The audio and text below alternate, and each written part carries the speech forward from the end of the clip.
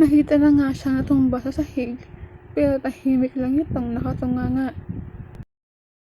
Kahit nahihirapan dahil sa suot na heels, ay pinilit niyang tumayo. Masakit ang balakang niya na parang mababalian ng buto. Masama yata ang pagkakabagsak niya. Tinignan rin ni Matilda ng masama ang gwapong lalaki. Nakipagtagisan siya ng titig dito. Nakita mo na nga akong naupo doon. Hindi mo pa ako tinulungan. Nabubwisit na sabi niya. Kung tutuusin na ang lalaking kaharap niya ngayon ang dahilan kung bakit nangyari sa kanya ang kamalasan na yun. Ito ang bumangga sa kanya. Walang tao sa dadaanan kung makakilos. Sino ba kasi ang aanga-anga na nakaharang sa pinto ng elevator? Sagot nito. Nag-init bumbunan niya dahil sa sagot nito.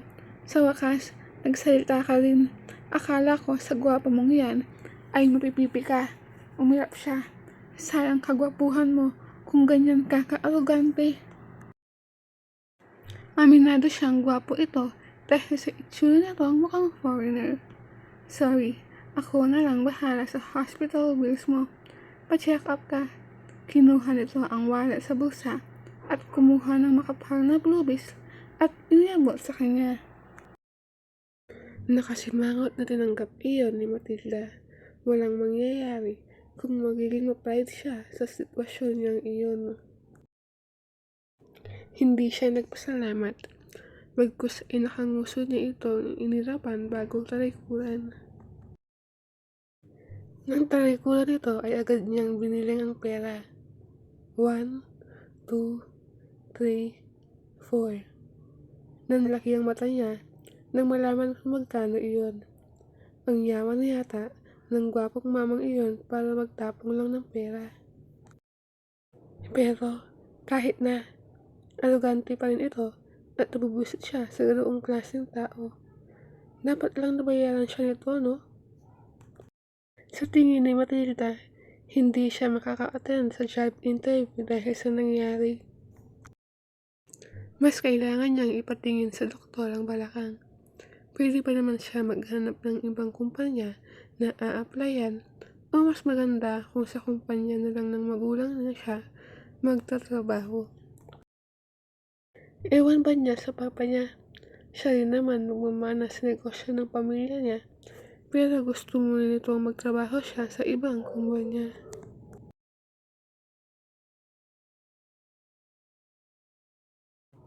Sumilay ang isang ngiti sa labi ni Ellison nang tumalikod sa kanya ang talagang sinadya niyang banggain. Nakasabay niya kasi ito sa elevator. Nakuha ng maganda nitong mukha ang atensyon niya. Ito ang i-interviewin niya para maging sekretary niya. Oh well, may ibang panahon pa para naman doon. Tumalikod na siya at naglakad patungong opisina niya. Habang tinatahak ang hallway, kinuha niya ang cellphone at tinawag ang head ng HR nila na si Cynthia na agad naman sumagot sa kabilang linya. Na-schedule the interview of Matilda Hernandez 2 weeks from now. Something happened. Why? What happened, sir? Curious nitong tanong. Just obey. Matigas na anya. Hindi na ito sumagot pa. Nang makapasok siya sa opisina, ay agad siyang dumiretso sa kanyang desk. Doon ay nakalatag ang isang folder. Kinuha niya iyon at binuksan at binasa ang nakasulat sa papel. Isa iyon resume. Matilda Hernandez. Basa niya sa pangalan ng nagmamay-ari ng resume na iyon. We will meet again soon. Kilala niya ang dalaga. Anak din ito ng manamang negosyante. Dahil sa personal na rason, lumapit siya sa ama nito na sasabihin sa anak nito na sa kumpanya niya mag-apply na nangyari naman.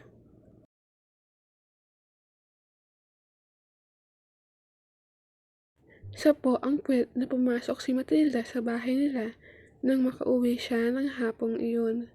Galing siya sa check-up sa hospital. Pinatingin ang balakang na wala namang gaanong bugbog. Ayon sa doktor na tumingin sa kanya, binigyan lang siya dito ng reseta para sa pain reliever na iinumin niya. Buti na lang, may binigay na pera ang mamang arogante.